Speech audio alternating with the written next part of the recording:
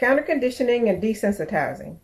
Two very important things to note when you have a dog that aggresses or reacts or lunges or barks at other dogs. The number one main important thing to remember is to never ever punish a dog who does that. This means no yelling, no hitting, no poking, no alpha rolling, and definitely no leash yanking. This can make a dog much more aggressive. It can even turn a dog who's not aggressive. Another important thing to realize is that certain displays, such as barking and lunging, does not always mean aggression. Even if a dog gets away from you and seemingly attacks another dog, a lot of times ritualistic displays of reactivity really don't equal aggression. Even though a dog fight might look awful, might sound awful, once you get the dogs apart, you might find a little bit of saliva on the other dog, but you may not even see punctures. And even if you do see punctures, they might not be that deep. Dogs have extremely sharp, long teeth. Patricia McConnell calls them the equivalent of carpet knives. And when they want to, they can do a lot of damage. So when a dog just has a few small punctures, just realize that this dog probably has some bite inhibition. So the main thing to do is to not get upset about a dog who reacts and try not to panic. Another thing you don't want to do when a dog is reactive is to try to comfort and soothe the animal while he or she is barking. This could be construed as being praised for lunging and barking. Definitely do not yell at the dog to get him or her to stop. Several reasons why you don't want to do this. When the dog is already barking and you start yelling, it could sound like barking to the dog, and it's equivalent to egging the dog on. Yelling at the dog could be a form of punishment, therefore the dog equates bad things with the other dogs. And also, just talking to the dog gives the dog attention, and a lot of times the way a dog sees it, negative attention is better than no attention at all. So the main thing you need to try to do is set up control situations that you can manage to help counter condition and desensitize your dog to other dogs when he or she reacts. And counter conditioning can help in lots of other areas. Specifically in this video, we're going to talk about a dog who might guard the yard or the property from other dogs. Try this exercise very early in the morning, very late in the evening, or perhaps in the middle of the day when most of your neighbors are out. And if your dog usually aggresses only in your front yard, then start there, but start with a very benign situation, a very controlled situation. If you have a dog that is a friend to your dog, like a friend's dog who the dog is familiar with, then have that friend go across the street far away enough to where your dog is comfortable, and you go back to your yard far away enough where your dog is comfortable.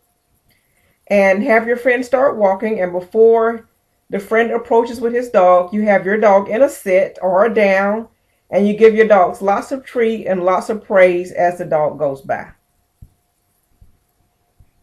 If everything works out well, then you could have the friend move a little closer, and you might be doing this over a period of hours, months, weeks, depending on what makes your dog comfortable. The main thing is to never go too fast. If you go to the point where your dog starts lunging and barking, then you've moved too fast.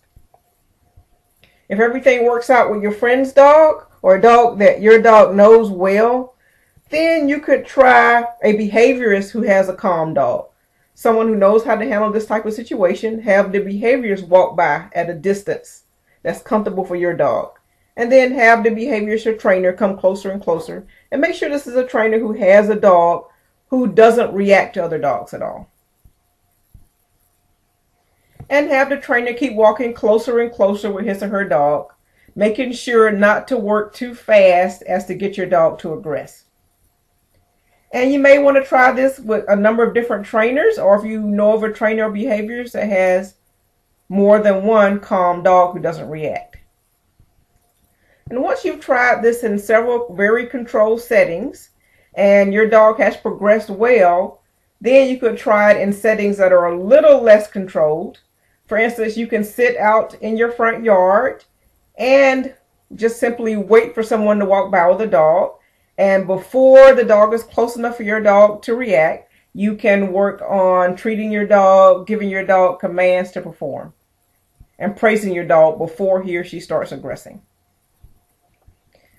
A technique that's a little more radical, but some behaviorists do like to do it, and it's based strictly on classical conditioning.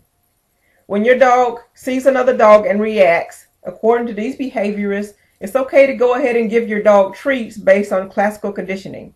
Some people might disagree with this because it might seem like you're rewarding the lunging and growling. But we're not working on operant conditioning, which is the rewarding. We're actually working on the classical conditioning, which means every time your dog sees another dog, he or she gets really good treats. And save some of the best treats just for this classical conditioning. As soon as the dog is out of sight, then you stop the treats. So that eventually, classically, the dog will learn, I see another dog, I get treats. When the dog goes away, I don't get treats anymore. And it's best, since this is sort of a radical approach, it's best to do this under the supervision and help of a behaviorist or professional trainer. Some precautions to take when practicing this. If your dog has shown aggression or has bitten, then make sure that you get the help of a professional behaviorist or trainer. If the dog is very aggressive, you might want to use a basket muzzle. Other muzzles can cut off their air supply, especially if it's hot, or especially if you're going to have it on for a long time. So a basket muzzle would be helpful.